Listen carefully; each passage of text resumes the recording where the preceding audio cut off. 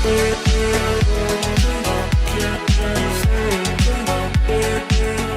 Students, welcome to फीके education. मेरा नाम है आकाश रजक और आज हम स्टार्ट कर रहे हैं चैप्टर 8 जो कि कंट्रोलिंग है। इससे पहले हमने डायरेक्टिंग, प्लानिंग, ऑर्गेनाइजिंग सारे ही चैप्टर्स डिस्कस किए हैं और उनके वीडियोस बनाए। तो उसमें हमने एमसीक्यूज डिस्कस किए हैं, शॉर्ट आंसर्स और लॉन्ग आंसर डिस्कस किए। आज हम चलेंगे चैप्टर 8 पे जो कि है कंट्रोलिंग।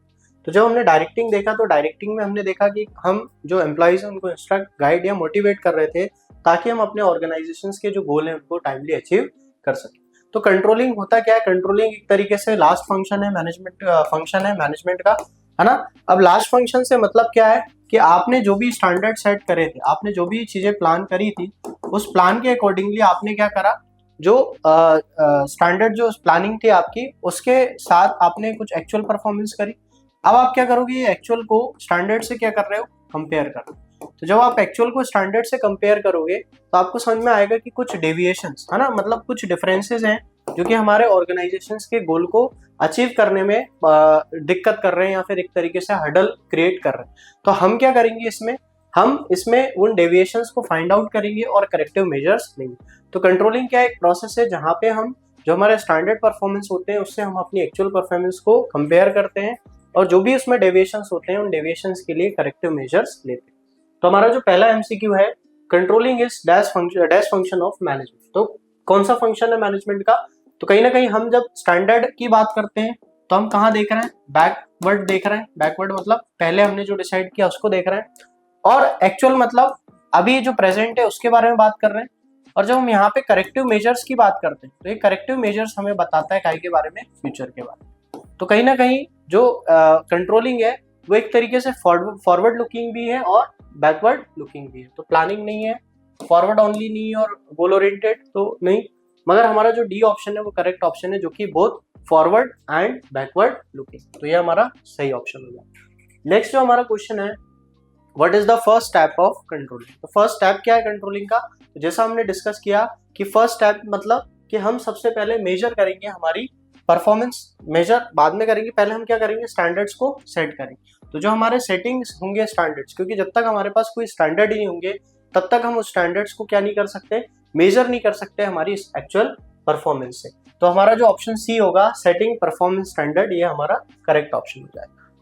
नेक्स्ट जो हमारा क्वेश्चन है, which of the following is not a feature of controlling. Features नहीं है, कैरेक्टर नहीं है कंट्रोलिंग। तो कंट्रोलिंग कहीं ना कहीं कंटिन्यूअस प्रोसेस है, यस, क्योंकि आप जब एक बार करेक्टिव मेजर्स ले लेते हो, फिर आप अपने नए प्लान लेके आते हो, नए स्टैंडर्ड सेट करते हो, फिर आप अपनी एक्चुअल परफॉर्मेंस को प्लान से मेजर करते हो, और फिर प्लान से मेजर करने के बाद आप फिर क्या करते हो, करेक्टिव मेजर्स लेते हो, फिर आपके नए प्लान सेट होते हैं। तो कहीं ना कहीं कंटिन्यूटी बनी रहती है, कहीं ना कहीं हमारे फ्यूचर एक्शन पे फोकस करता है, क्योंकि हम कंट्रोलिंग करके ये करना चाहते हैं कि आने वाले समय में अब हमारे साथ जो भी डेविएशंस हुए हैं वो डेविएशंस दोबारा रिपीट ना हो।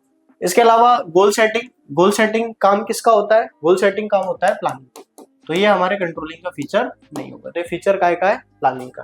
तो सी ऑप्शन जो होगा वो हमारा ऑप्शन हो जाएगा, जो कि नहीं है फीचर काय का, कंट्रोलिंग। इसके बाद यदि हम नेक्स्ट क्वेश्चन देखें, which of the following is a quantitative standard for controlling. Quantitative है ना, क्वांटिटेटिव मतलब होता है नंबर्स। तो यदि हम कस्टमर के सेटिस्फेक्शन की बात करें तो इसको हम नंबर्स में नहीं, इसको गुड, वेरी गुड या सेटिस्फाइड, नॉट सेटिस्फाइड, इसमें मेजर करते हैं। प्रोडक्ट की यदि क्वालिटी में बात करें तो ये भी उस तरीके की होती है, सेटिस्फैक्टरी, नॉट सेटिस्फैक्टरी, क्लियर। इसके अलावा एम्प्लॉइज का मॉरल भी बात करें तो वो भी एक तरीके से पॉजिटिव या नेगेटिव होता है। तो कहीं ना कहीं जो लेबर कॉस्ट है पर यूनिट की, ये हमारा एक क्वांटिटेटिव स्टैंडर्ड है काय का, कंट्रोलिंग का। नेक्स्ट हमारा क्वेश्चन है, what is mean by deviations, है ना। डेविएशंस हमने डिस्कस किया है। डेविएशंस का मतलब होता है डिफरेंसेस। डिफरेंसेस किसके बीच में? एक्चुअल के बीच में और स्टैंडर्ड के बीच में। इन दोनों के बीच में जो भी डिफरेंसेस होंगे इसी को हम बोलते हैं क्या, डेविएशंस। तो कहीं ना कहीं difference between actual and planned performance is called as deviation. तो ऑप्शन बी जो है वो हमारा करेक्ट ऑप्शन है।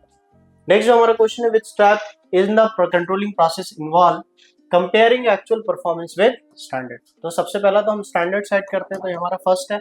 दूसरा हम अपनी परफॉर्मेंस मेजर करते हैं, सेकंड है।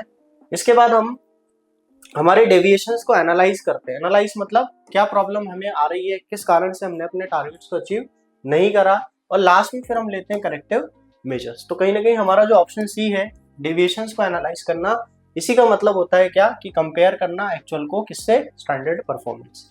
तो हमारा जो सी ऑप्शन होगा वो हो जाएगा करेक्ट आंसर।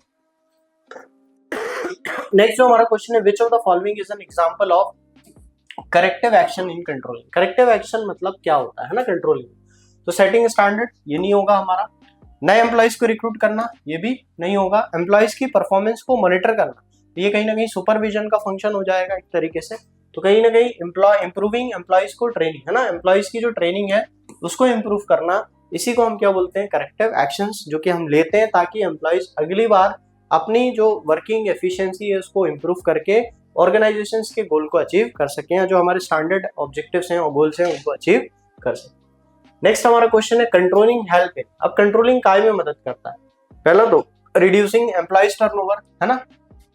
तो ये अगर आप कंट्रोलिंग करोगे तो एम्प्लॉइज कहीं ना कहीं उससे डिमोटिवेट होता है। तो इसके लिए हमने देखा डायरेक्टिंग में हम जब उनको फाइनेंशियल या नॉन फाइनेंशियल इंसेंटिव देते हैं तो उससे कहीं ना कहीं एम्प्लॉइज का जो टर्नओवर होता है वो रिड्यूस हो जाता है। इसके अलावा एलिमिनेटिंग डेविएशंस कंप्लीटली, ये तो पॉसिबल ही नहीं है कि डेविएशंस को आप पूरी तरीके से हटा सको। हर बारी या तो आप अपने टारगेट्स को पूरा अचीव कर रहे होगे, कम अचीव कर रहे होगे या ज्यादा अचीव कर रहे हो, कहीं ना कहीं डेविएशंस रह ही जाएंगे आपके गोल में।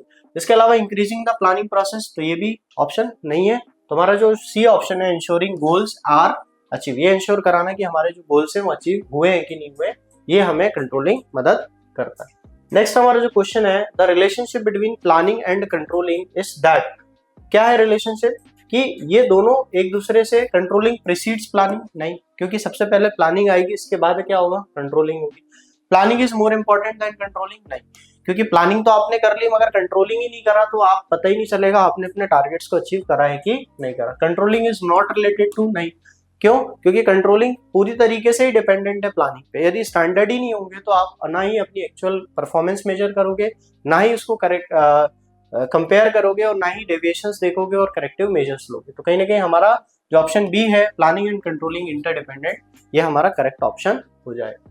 लास्ट जो हमारा क्वेश्चन है, corrective actions taken after comparing actual performance with standard aim to, है ना।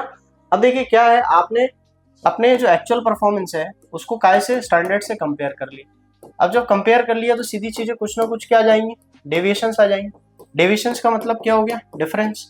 डिफरेंस का मतलब क्या हो गया, वजह या रीजंस जिसके कारण आप अपने टारगेट्स को अचीव नहीं कर पाए। तो identify the reasons for the poor performance, है ना। अल्टर द परफॉर्मेंस स्टैंडर्ड, ये तो नहीं होगा क्योंकि हम चेंज नहीं कर सकते, जो स्टैंडर्ड सेट है वो सेट ही रहेंगे। Stop the implementation of plan, ये भी नहीं है, कोई ऑर्गेनाइजेशन फिर कभी अपने ऑब्जेक्टिव्स ही अचीव नहीं कर पाएगी। और डिस्ट्रीब्यूट रिसोर्स इक्वली, ये भी हमारे ऑप्शन में नहीं आएगा। तो हमारा जो ए ऑप्शन होगा, identify the reasons for poor performance, यही हमारा मेन पर्पस होता है करेक्टिव एक्शन लेने का या कंपेयर करने का एक्चुअल को स्टैंडर्ड के साथ। तो ये हमारे टोटल 10 MCQs क्वेश्चंस थे जो कि कंट्रोलिंग चैप्टर के थे, इंपॉर्टेंट है आपके एग्जाम पॉइंट ऑफ व्यू से, और आपको जो एक बेस है वो डेवलप करने में आपको मदद करेंगे। तो यदि आपको वीडियो अच्छा लगा है तो वीडियो को लाइक करें, चैनल पे नए हैं तो चैनल को सब्सक्राइब करें, ताकि ऐसे ही और नॉलेजेबल और इन्फॉर्मेटिव कंटेंट हम आपके लिए लाते रहें। Thank you.